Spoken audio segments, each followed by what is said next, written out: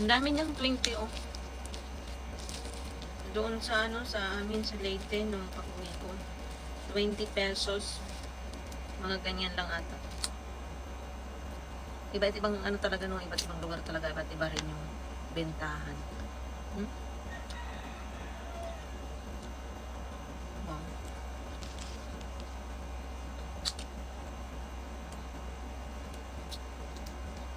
Iyak, anong ulit?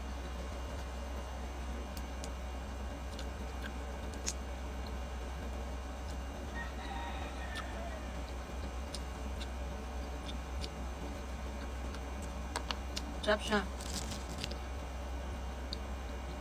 Mainit pa.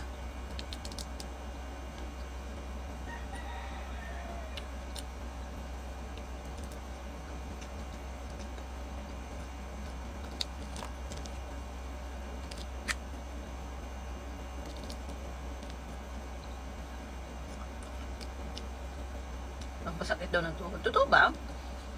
Pag kumain ka ng mani, sasakit yung tuhod mo? Hindi naman ata, no? Pero mas masarap pa rin yung mani. Pag nandito ako sa Lanisa, laging may nangangalabit sa akin, nangihingi ng pagkain.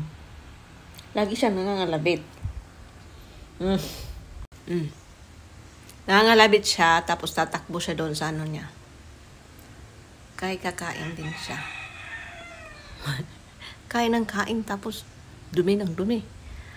Ay nako, Mabi.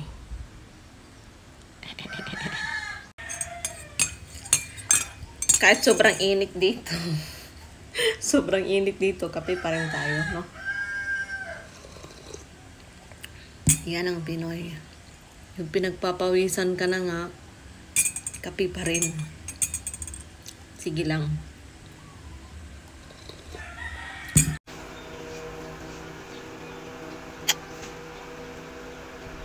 Ayoko siyang galawin kasi baka mapuntis. Sakit siya kung tumatawa ako, Diyos.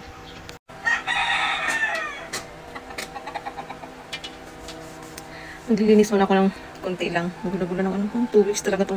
Actually, buong bahay ko 2 weeks walang galaw. Pati yung kwarto ko, tinitiis ko na lang talaga yung alikabok. Pero pagdating ko dito, pinili ko to yung pinagpag ko to. 2 weeks ako walang galaw-galaw talaga. Kawawa naman. Maglilinis muna ako ng very light lang, asing konti-konti. Kahit pala may screen yung bahay, no? Ganun pa rin. Mapasok pa rin yung mga alikabok. Hindi ko alam kung saan galing yung alikabok na yan. Ito yung mga isang suot ko to, like, isang suot lang. Ay, hindi naman mga pinagpawisan ba, pero ipapalaundry ko na yung lahat kasi ayoko pang maglaba. Ayoko muna magkikilos ako. Tapos yung computer ko, si Mingming na yun nagko-computer dito ba? Hala, Diyos ko. Sorry. Sorry. Tapos inula talaga akong galaw-galaw. Baka kasi yun, delikado ako malaw ako. Diba, bawi tayo next time. Bawi tayo. Ang gamot ang akong bugoy, oh. Nagpa-laundry yung taon niya. Next week, ready naman na tayo maglaba na. Okay.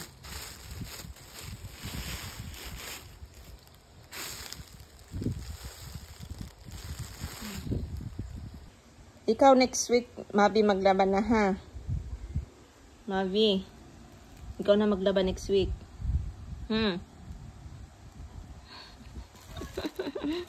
Kulit.